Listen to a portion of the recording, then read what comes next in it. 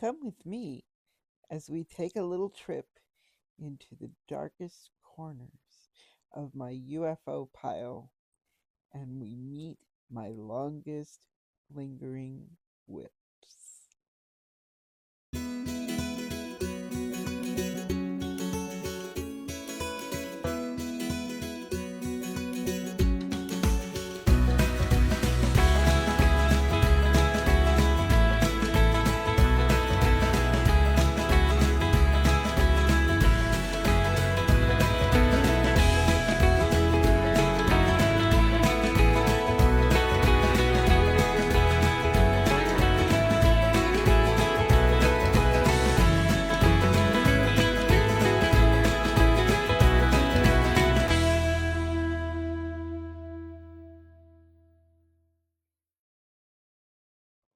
Hello, my name is Trish, and this is WheelTrish Knits My Life in Yarn.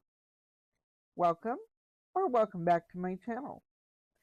Today, we're going to take a little trip down memory lane to the deepest, darkest recesses of my UFO pile.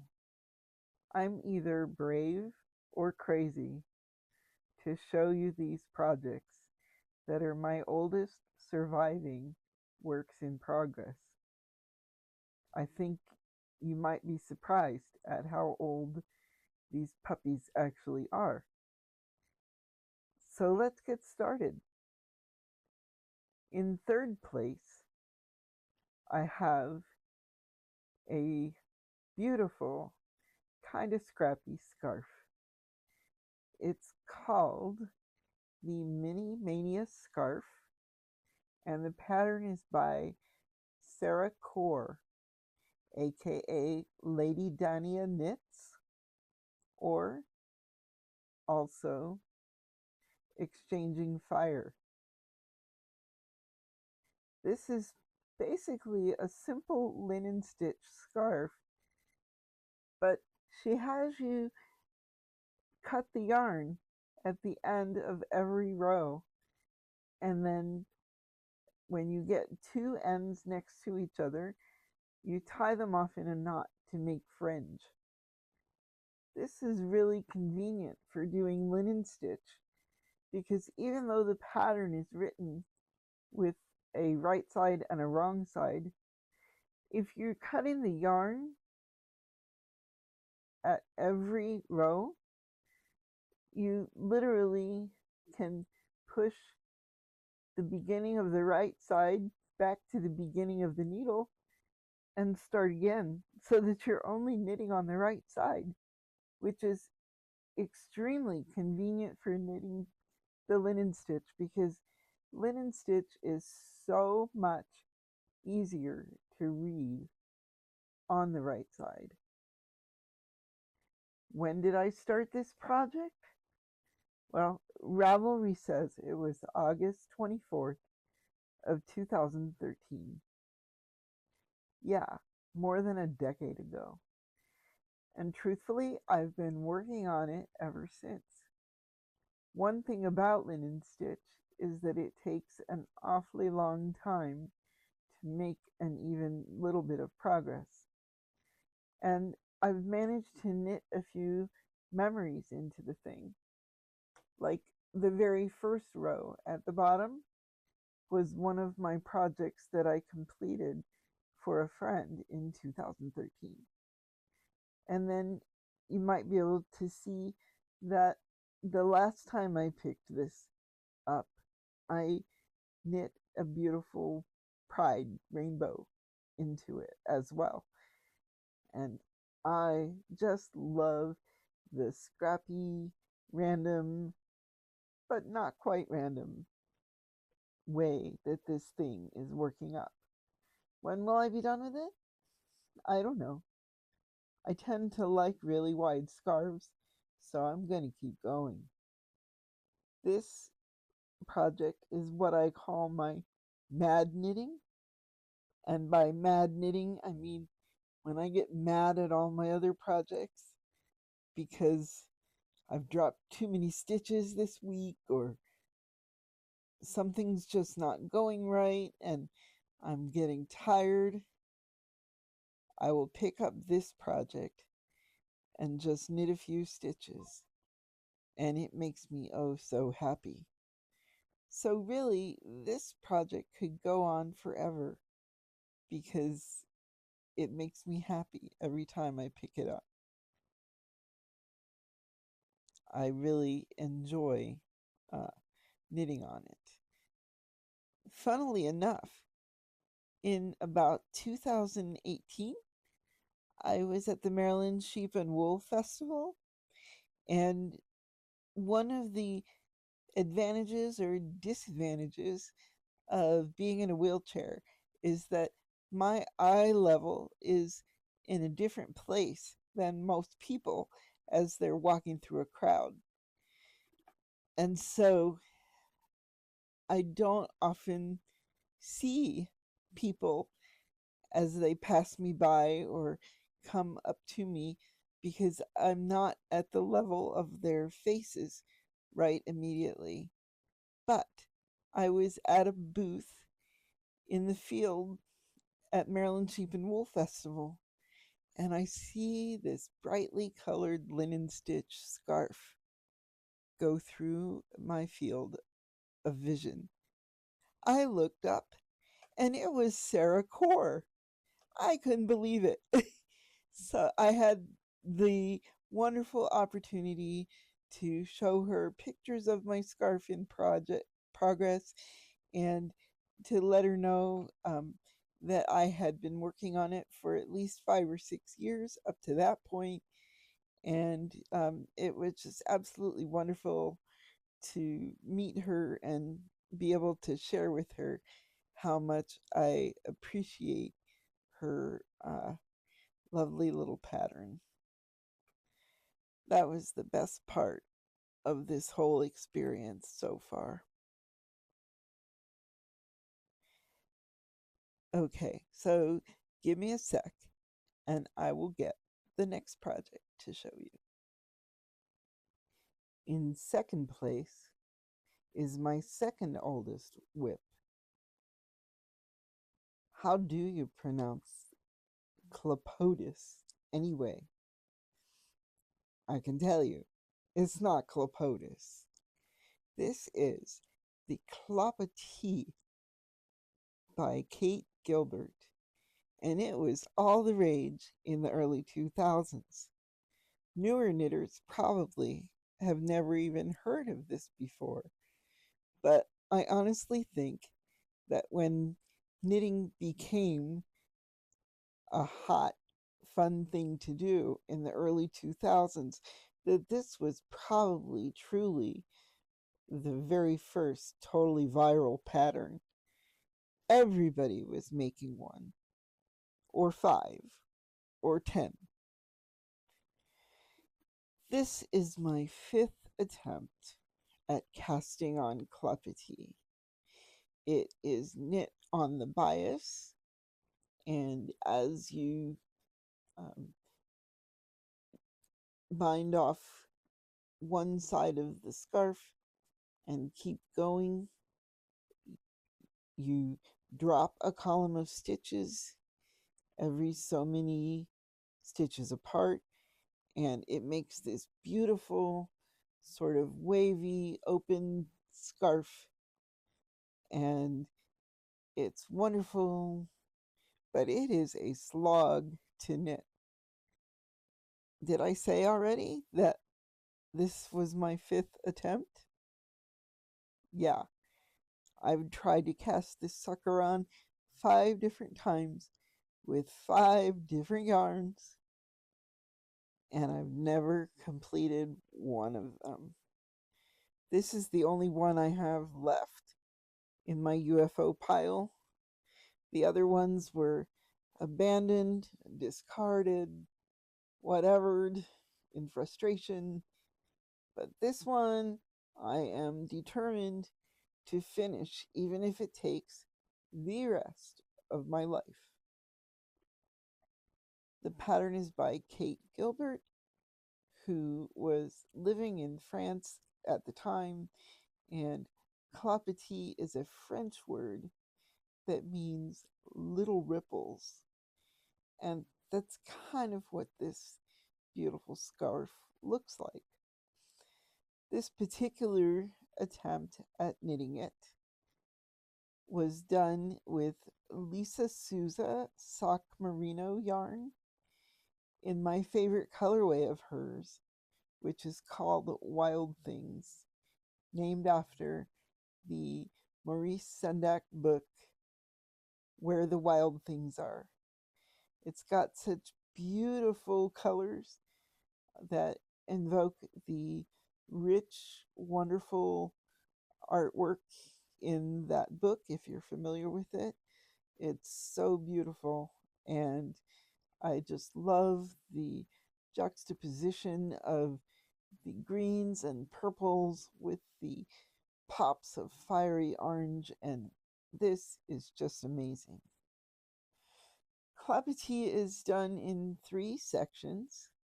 You start with a little tiny triangle and you increase until the scarf becomes as wide as you want it to be.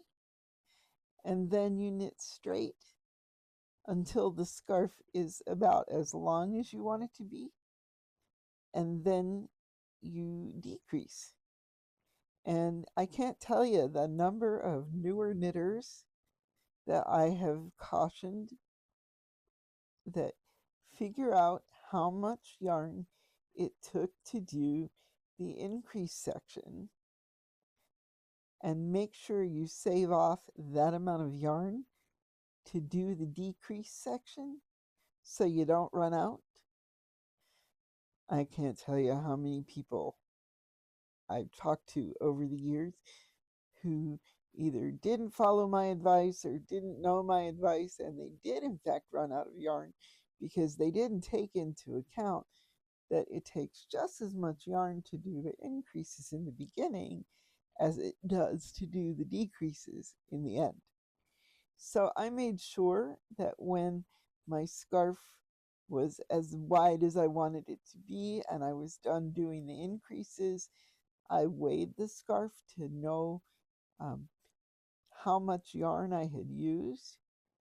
Turns out I used 34 grams to create the increase section of the scarf, which is kind of at the bottom here. And so I'm going to keep knitting until I have approximately 38 grams left to be absolutely sure that when I'm decreasing, I don't run out of yarn. Will I finish this project? Hopefully someday. We'll see. It's already been since 2010. That was what, 16 years ago? Yeah, this project is sweet 16. Can you believe it? I'm shaking my head at myself. This is just one of the many, many things that I have never finished. But I'm hanging on to it because I believe I have to have hope. And I love the yarn so, so much. That is a huge incentive for me to finish. Lisa Souza recently retired, and she is no longer dyeing yarn, but her yarn is always so beautiful. And if you happen to find some in a D-stash or on eBay or whatever, I would recommend that you snap it up because her dye style was just amazing and her yarn was always stunning. And I am looking forward to someday being able to finish this and wear it proudly. Let me go get the last one. And man, believe it or not, that's even older. I'll be right back. Are you ready to see my oldest project? Here it is. I don't have much to show for it, but it's a scarf that I started in July of 2007. Yes, this scarf is old enough to vote. I started it in July 2007 because we were taking a family road trip to Disney World. In 2007, my daughter was 11 and my son was 5, and my daughter had already been to Disney World several times. Backstory, my husband's brother works there. So every time my in laws went down to Orlando, they took my daughter with them so that she could go to Disney World, and they visited their son, her uncle. So Diana, my daughter, was really in love with the Little Mermaid when she was a little girl, and this particular yarn reminded me of the undersea world of Ariel, the Little Mermaid. Both the grotto that they built for the meet and greet experience at Disney World for you to go and meet Ariel under the sea where she lives, and also the movie with its vivid blues and greens and the way it depicted the undersea life in the ocean. When I saw this yarn, it absolutely made me think of that. So I cast on this project, both so I would have something to work on during the very long car trip, and also so that I would have something to stitch while waiting in long lines or waiting for family members when they were doing a thing in the park that I couldn't do. You name it, lots of reasons. Anyway, um, this is actually, um, again, Lisa Souza yarn, and um, the actual colorway name is Emerald City, which I can totally see that too, but I still say it's undersea yarn. Anyway, yeah, July 2007. This project is 19 years old. There are others that would be older if I hadn't at some point gotten rid of them, but this is the oldest survivor, which means there must be some reason why I hung on to it and why I need to finish it. So someday I will. This stitch pattern, Flame Chevron, I believe, is in Barbara Walker's Second Treasury, aka the Red Book, and it's also part of a cardigan pattern on the knitty.com website. I will link that pattern in the description box so you can see the little chart for the stitch pattern and how it works. Um, the flame chevron is meant to emulate licking flames, I guess, and it does a good job of that. But to me, it also makes undulating waves, so that's another plus. The stitch pattern and the yarn, I think, were married together really well um, to um, create this beautiful thing that someday I must finish. These needles aren't the original ones. These are some Licca needles from one of my sets. I've often wondered where these needles had disappeared to. Um, at some point, I must have changed needles from the original ones that were in this project. Um, Also, I can tell that um, I had a kitten in 2012 who enjoyed chewing yarn bits, and This one looks like it also got chewed apart. Um, the other end of the actual end of the ball kind of looks like this as well, where he must have chewed it and broke the yarn. So I'm going to have to cut off a good hunk of this end and a piece of that end on the ball end so that I can reattach them and keep going. Um, and yeah, I should work on this project since it's been around for so incredibly long. But actually, there's a whole other project that will probably be the next UFO I pick up after I'm finished with my current blanket project. Hang on a second. Let me get it so you can see. So despite the fact that I have several projects that are unreasonably lingeringly old, next time I pick up an unfinished object, it's not going to be any of those. It's going to be the one that's been living in this Grinchmas bag since the day I cast it on in 2023.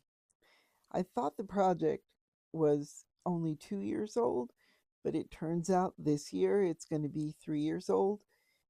But I really, really would like to have this finished in time to wear it for some Christmas. So let me show you what I have so far, which isn't very much considering how much I have left to do. But this is the Second Avenue scarf by Amy Miller, I believe. And I just have the bottom section and the first section of the scarf, and then the second section is these stripes. I do remember that her bottom edge treatment was not ribbing, but I felt like her bottom edge was beautiful but a little fussy, and so I decided to do this ribbing instead. And I have a cute little progress keeper from Adore Knit. Santa's riding a llama, and it's really cute. But there's, I think, 5 different sections of the scarf. There's these skinny stripes, and there's another section with wide stripes, and there's another section with eyelets, and so there's lots of interest in this scarf. It's like I said, it's called the Second Avenue scarf, and I'm calling my project Christmas on Second Avenue, and I'm hoping maybe I'll get done with the current blanket project I'm working on in time to be able to work on this so I can wear it for Christmas. A girl can hope, right? Yeah, we'll see. Anyway, I am kind of in the last full color repeat of my current blanket project, and then I just need to do the border. So it's still quite a bit of knitting, but I'm hoping that'll leave me most of the fall to be able to work on this project. Because I really would like to have something festive to wear for the holidays that I've actually made myself. Um, it's funny, I knit every single day of my life, but I have very little to show for what I've knit, and I'd love to be able to wear a few things. So I'm going to work on finishing a few of my UFOs as best as I can. So yeah, now you've seen my deepest, darkest, oldest knitting secrets. What about you? Do you have any really old UFOs? Have you been knitting long enough that your UFOs could be old enough to vote? Tell me your stories. I'd love to hear about them in the comments. Um, and if you haven't subscribed to my channel yet, please do so. That way you'll get notified every time I post a new episode, and we can start this conversation together and build a community. And I'm really looking forward to that part of having this YouTube channel. That's about it for this week. I hope you've enjoyed this little tour through my museum artifacts of knitting, and let's talk again soon. Have a great week. Bye-bye.